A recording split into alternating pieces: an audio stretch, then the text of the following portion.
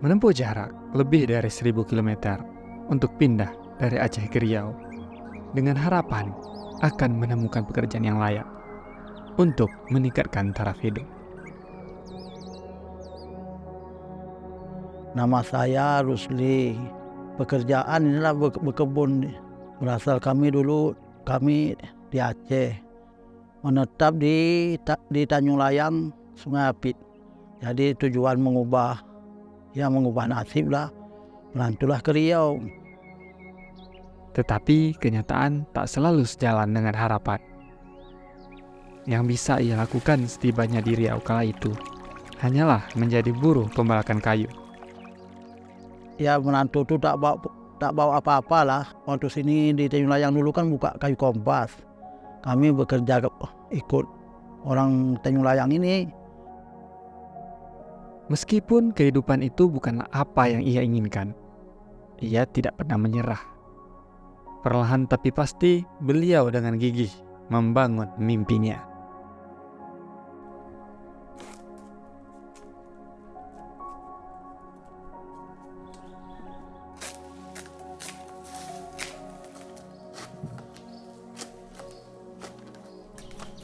Kalau dulu kan kami bekerja buruh lepas lah, kadang di sana satu hari.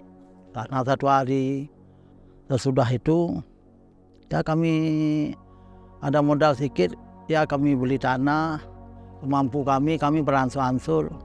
Ada modal sekian, ya ada modal 100 batang kami tanam. Ada 200 batang kami tanam. Nah itulah.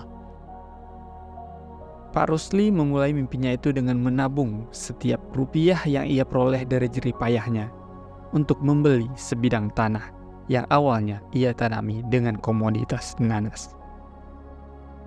Berkebun nanas dulu kami, nanas semua kiri kanan tuh, nanas semua sampai 3 hektar ini kami tanam semua. Dulu itulah hasil dari nanas itu. Nah, jadi inilah untuk kami mempertahankan untuk ekonomi kami, ada nanas. Jadi udah ada modal sedikit, diperkembangkanlah nih sawit dari hektar jadi 2 hektar, ya seterusnya lah mengurus itu macam tadilah, bekerja sana sini dapat sedikit, beli pupuk, beli racun. Kalau sekarang udah modal dia sendiri, tak modal awak lagi. Pak Rusli terus belajar, berkembang, beradaptasi dengan lingkungan. Dia berani mengambil langkah baru untuk perubahan, mencoba mengalihkan perkebunan nanas menjadi kelapa sawit yang saat itu tidak banyak dilakukan orang lain. Yang mengenal sawit sini, tak ada, kami nengok kawan aja, nengok kawan nanam sawit.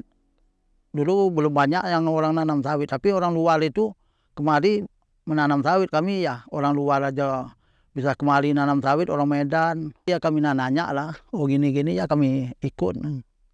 Tak ada belajar lah. Dulu waktu kami sini jalannya masih jalan lumpur. Masih pokok di mana dipijak tuh lumpur semua. Kalau sekarang oke lah ya kan. Saat ini Pak Rusli menggantungkan kehidupan keluarganya murni dari hasil perkebunan sawit. Anak 4. Yang satu sudah tamat SMA, yang satu kelas 3 SMA, tahun ini tamat. Satu lagi pesantren, satu lagi TK. Yang ngasih makan kami boleh katakan inilah sawit, ya kami harus jaga lah. Macam pupuknya tuh 3 bulan sekali. Kami kalau belum kami mupuk tuh belum bisa tidur. Masih belum tenang lah pikiran macam mana caranya. Sekarang udah malah untuk beli barang kebutuhan awak yang lain, sawit inilah yang beli. Macam seperti Honda, mobil, bangun rumah. Nama saya Amir. Saya berumur 43 tahun. Kemarin itu buruh, tapi sekarang identitas sudah berubah, saya sebagai nelayan di sini. Seperti yang kami tengok, mobil aja mobil Fortuner. Lepas tu kalau sepeda motor macam tak dihitung di rumah dia. Rumah dia termasuk rumah elit lah kalau di kawasan Tanjung Layang. Itu daripada hasil sawit yang beliau miliki. Jadi kalau dalam segi pergaulan, beliau termasuk orang yang ramah tamah lah gitu, mudah bergaul. Saya pun termasuk warga baru di sini, tapi istilah dengan keramah tamahan beliau, rumah yang saya duduki sekarang tu pun tanah daripada beliau yang saya beli, tapi itu pun atas rasa keprihatinan beliau. Saya warga baru di sini, jadi dibagi sedikit untuk tapak rumah, untuk saya bisa bikin rumah di sini. Kedermawanan dan kerja keras Pak Rusli membuat dia tiba pada titik di mana ia tak perlu lagi mengeluarkan keringat dan tenaga lebih demi menghasilkan pundi-pundi rupiah.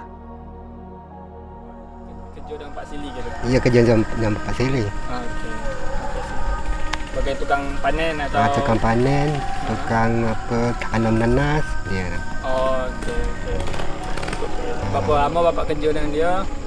Selama kerja sama dia, aku ada. Berapa tahun? Itu aku tidak ingat tahun dah.